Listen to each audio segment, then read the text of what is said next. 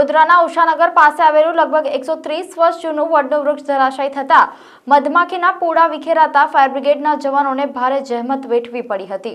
ગઈકાલે રાત્રે વરસાદ વરસતા અનેક વિસ્તારોમાં પાણી ભરાઈ જવાની સમસ્યા જોવા મળી હતી, ત્યારે ઘણી બધી જગ્યાએ વૃક્ષ ધરાશાયી થવાના અહેવાલો પ્રસારિત થયા હતા। ત્યારે હરિનગર પાસે આવેલ ઉષાનગરની સામે 130 વર્ષ જૂનું વડનું મહાકાય ઝાડ ધરાશાયી થતા એક રિક્ષા તથા એક લારી ગલ્લાને નુકસાન થયું હતું। महत्वનું છે કે કોઈ જાનહાનિ થઈ ન હતી। વડનું વૃક્ષ પડવાની જાણ થતાં જ વડીવાડી ફાયર બ્રિગેડના લાશ્કરો તાત્કાલિક સ્થળ પર દોડી આવી ધરાશાયી વૃક્ષને હટાવવાની કામગીરી હાથ ધરી હતી। જો કે આ કામગીરી દરમિયાન ફાયર લાશ્કરોને મધમાખીનું ચેલેન્જ સામે આવ્યું હતું। વૃક્ષ પરના મધમાખીના પૂડાની મધમાખીઓએ લાશ્કરોને ડંખ મારવાની શરૂઆત કરી હતી, પણ ફાયર બ્રિગેડની ટીમે મધમાખીઓના ડંખ વચ્ચે પણ વૃક્ષ હટાવવાની કામગીરી પૂર્ણ કરી હતી। કોર્પોરેટર નીતિન દોગાએ જણાવ્યું કે પ્રી મોન્સૂનની કામગીરી જનરલી થતી હોય છે। આવા કોઈ વૃક્ષ કે નમી ગયા છે કે ઝૂકી ગયા છે તો તેને કટિંગ કરતા હોય છે, પણ આ તો ઊભો વડ હતો એટલે કટિંગ કરેલું નથી। પણ જો કોઈ જગ્યાએ ઝૂકેલા ઝાડ કે આવી કોઈ પણ વસ્તુ દેખાય તો તુરંત અધિકારી, પદાધિકારી કે ચૂંટાયેલા જનપ્રતિનિધિનો સંપર્ક કરી અથવા તો 101 નંબર પર ડાયલ કરીને જણાવવા અપીલ કરાઈ હતી। પીતાબાર ઉષાનગર પાસે આવેલ વર્ષો જૂનો એટલે લગભગ 130 વર્ષ જૂનો વડ આજે સવારના લગભગ 9 થી 9:30 સવારમાં વડ પર ભારણ વધી જવાથી એક મોટો ડાળ તૂટી પડ્યું છે। સદભાગ્ય કોઈને નુકસાન થયું નથી। એક રિક્ષાનો કૂચો વળી ગયો છે, બાકી કોઈને જાનહાનિ થઈ નથી।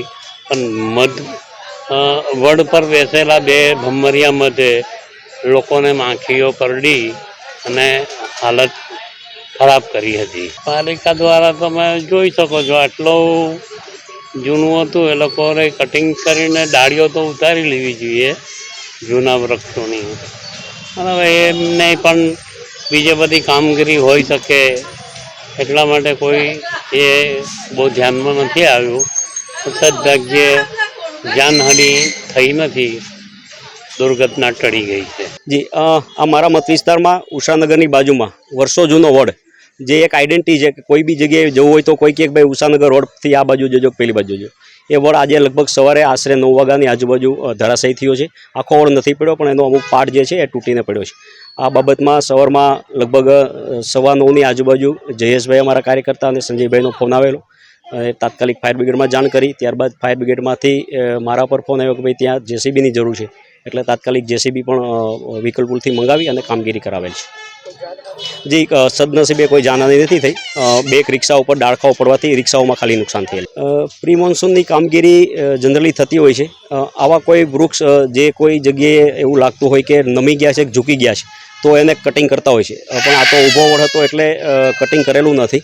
પણ જો આવું કોઈ વૃક્ષ, હું પબ્લિકને પણ આપના માધ્યમથી જણાવવા માગું છું કે કોઈ બી જગ્યાએ જો ઝૂકેલા ઝાડ કે આવું કોઈ બી વસ્તુ દેખાય તો તુરંત અધિકારીનો કે પદાધિકારીનો કે ચૂંટાયેલા જનપ્રતિનિધિ કોઈનો પણ સંપર્ક કરી અથવા તો 101 નંબર ઉપર ડાયલ કરીને પણ જણાવવા નમ્ર વિનંતી કરું છું। અહીંયા વડ પડેલો દારૂ, એની નીચે બે રિક્ષાઓ હતી, એને કાઢી નાની મોટી ઈજા થઈ હતી ડ્રાઈવરને।